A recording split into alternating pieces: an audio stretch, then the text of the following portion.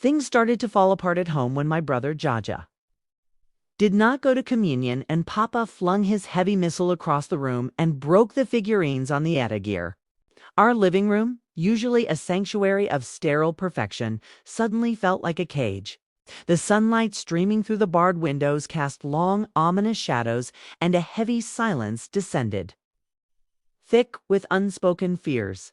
The camera would have slowly panned across this silent, perfectly arranged room, capturing the tension that had just been born. It was Palm Sunday, a day that was supposed to be about triumph and praise. As we drove home from church, the atmosphere in the car was suffocatingly tense. The palm fronds we clutched looked wilted and defeated, mirroring the spirit within our family. I watched Papa's hands grip the steering wheel, his knuckles white. He was a man who lived by rules and order, a devout Catholic whose faith was as rigid as his posture. At lunch, his gaze fell upon Jaja. He had noticed my brother's failure to receive communion, and his silence was more menacing than any shout could ever be. It was a silence that promised a storm. The confrontation happened at the dining table, a place that was supposed to be for family and nourishment. Papa's voice, usually low and commanding, was sharp as he demanded to know why Jaja had refused the sacrament. "The wafer gives me bad breath," Jaja replied, his voice quiet but firm. The defiance in his simple words hung in the air, a shocking and terrifying new presence in our home. For a moment, the world seemed to tilt on its axis. In that sliver of time, Papa's face contorted with a rage that eclipsed his piousness, and he grabbed his prayer book from the table.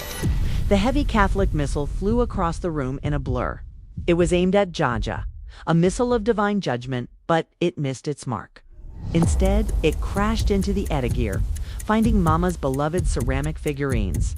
In slow motion, the delicate ballet dancers shattered, their fragile forms exploding into 1,000 pieces. These were the figures Mama polished every week, her one small act of control in a house where she had so little. She rushed to the floor, her movements careful and deliberate as she began to pick up the broken pieces. It felt as though she wasn't just gathering bits of ceramic, but the fragmented remains of our family. I knew then that this was the beginning of the end. A close-up on a single broken figurine in Mama's hand would have shown the stark reality of our situation.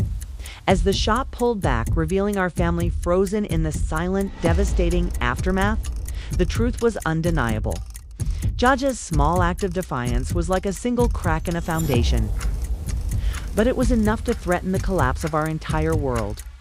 Everything from that moment on would be different.